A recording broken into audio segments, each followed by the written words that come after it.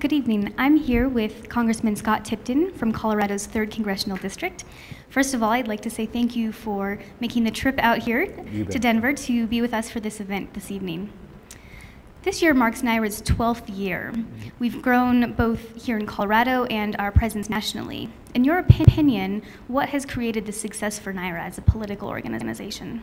You know, NAIRA is an incredible example of small business people being able to come together, and they recognize, most importantly, the impact of government. I'm a small businessman, and so we've got an awful lot of common ground because we have all felt the experience of overregulation.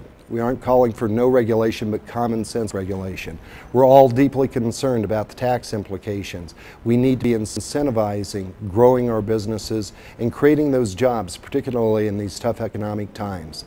We also need to make sure that we've got that access to capital. We've seen through Dodd-Frank our small businesses suffering when it comes to having opportunities to be able to get that access to capital for the lines of credit, to be able to keep their businesses up and moving. NAIRA understands this. They've articulated this very well, and it's bringing those common sense, real life experiences of entrepreneurs, people who have always made this country grow and are responsible for 7 out of every 10 new jobs created in this country. Thank you. And with your membership and involvement in NAIRA, how have you benefited? You know, I believe truly, Julie, it's really been from those personal experiences.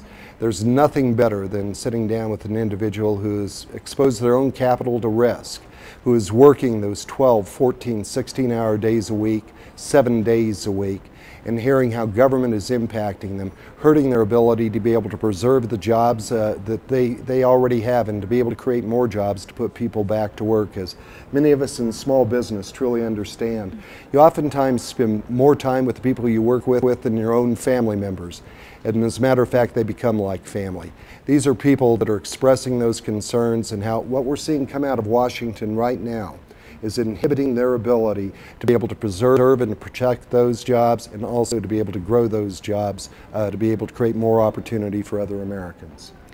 And Congressman, would you encourage your fellow elected officials and community leaders to become involved in NAIRA? You know, I certainly would. The more communication that we can have with NAIRA, with organizations like NAIRA, that understand that small business is the #1 job creator in the United States of America. The entrepreneurialism that comes out of this, it gives that hands-on experience. Coming out of the private sector, I haven't been a career politician. I'm a freshman. I had a whole life starting my own business that I ran for 30 years right out of college. Bringing those elements together to be able to take those common sense values, those real life applications to Congress, I think is absolutely essential.